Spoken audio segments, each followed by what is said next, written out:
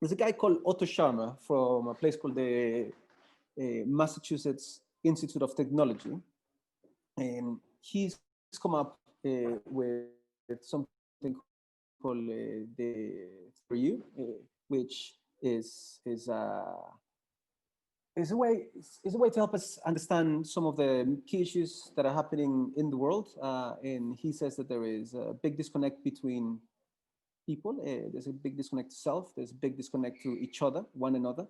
There's a big disconnect to the environment.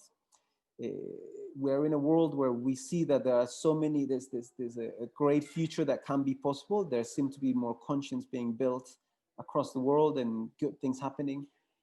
However, there seem to be some things blocking us.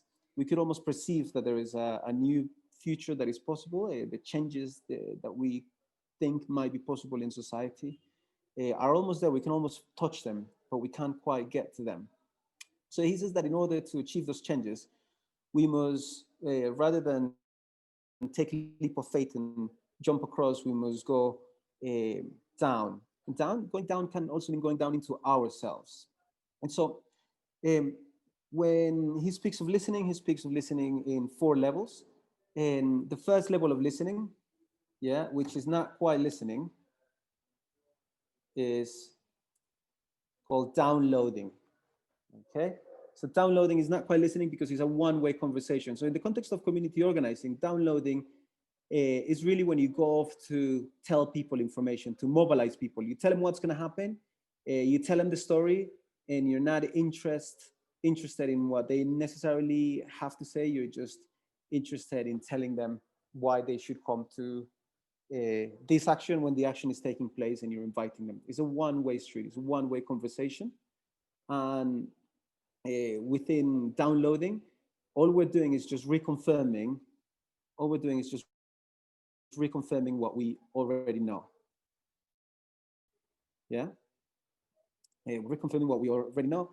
We're reconfirming our own opinions and our own judgments. There is nothing new. There is no change. There cannot be change when we're listening from that perspective. Then, as we move down, there is a second level of listening, which is factual listening. And in factual listening, we're listening to respond. Yeah, we're still not listening to understand. We're just trying to notice the differences between my argument and the other person's argument. I'm knocking on a door and I don't know, it could be people who are maybe canvassing and are trying to convince people to join a political party. It could be someone who's knocking on a door and is trying to convince people to join a particular religion or to believe in a particular thing. They try to sell you something in particular here, and you're just listening to disconfirm certain things, and to almost like I might be looking for a gap in your argument so that I can prove that you're wrong and that I'm right. Okay. Then, as we move down in the levels of listening, we move into empathic listening. So empathic listening is, you know, is like this old saying of putting yourself in someone else's shoes. Yeah, beginning to have an emotional connection, not just staying in the head, but moving into the heart, and beginning to not just notice the differences, but also notice the why those differences might be there. So when I am doing this, I'm seeing through someone else's eyes. I'm beginning to see what this person's life is like. I'm beginning, for example, me as a Colombian who is a quarter black, a quarter indigenous, and half Spanish descent, being faced knocking on a door to someone who is basically talking in what I consider a racist way about people from certain countries or certain cultures, and I can see myself represented in those migrant people he's speaking of, rather than challenging that straight away and saying you're racist and you're this and you're that. I just ask more questions and I begin to try to understand why is it that this person has these thoughts and this way of being, this way of thinking, this way of seeing the world. Where is that coming from? And then the next level of listening is generative listening, and is where we generate new possibilities from a new future that wants to emerge. So I begin to see something new that wasn't there before. I begin to see how how this person who maybe, I don't know, if I'm taking the case of someone who is openly, in my view, potentially openly racist, I begin to see that if I see beyond that judgment, that label that I may have put on them, I begin to see that this person is a potential leader that has got a valid issue that actually sides with some of the issues of those Indian, of those Pakistanis, of those Somali people, of those Colombians, of those Spanish immigrants that he might be speaking of, and that there might be something in common between him and those other people, and that there is something new. There is a possibility, yeah. And what this helps me to do, working through a perspective of generative listening, is being able to connect from an emerging future and being able to kind of see a whole and shift, and potentially I can shift the way that I perceive people. So when I leave that engagement with that person who at first I thought was racist, but I gave them the chance to explain to me why they spoke in the way they did, and why they acted in the way they acted, and why they spoke of the people they spoke of in the way they did, and see what's below that without letting my own lenses and my own fears and my own barriers get on the way.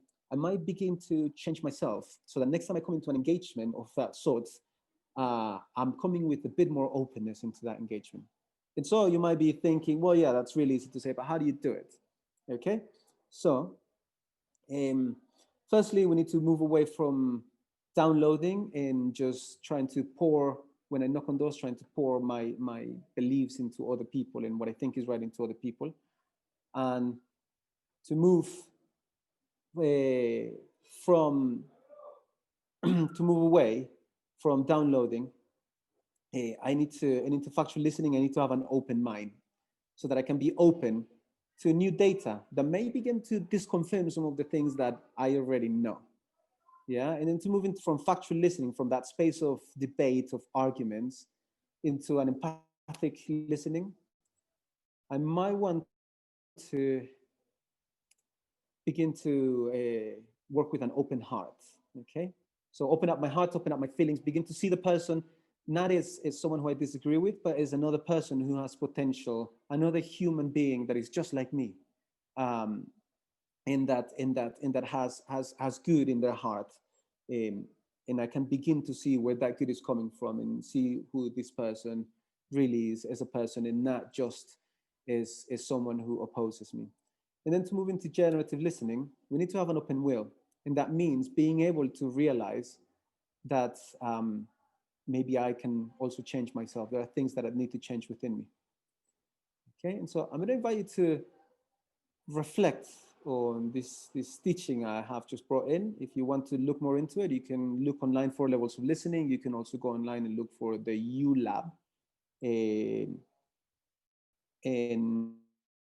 you'll be able to find lots of training courses and videos that you can access, where you can join international groups as well to find out more about ULab, the 4 levels of listening, and how we can use this 4 levels of listening framework to help us to begin to transform the way that we build relationships, the way that we work within communities, but also the way that we do business with other people as well.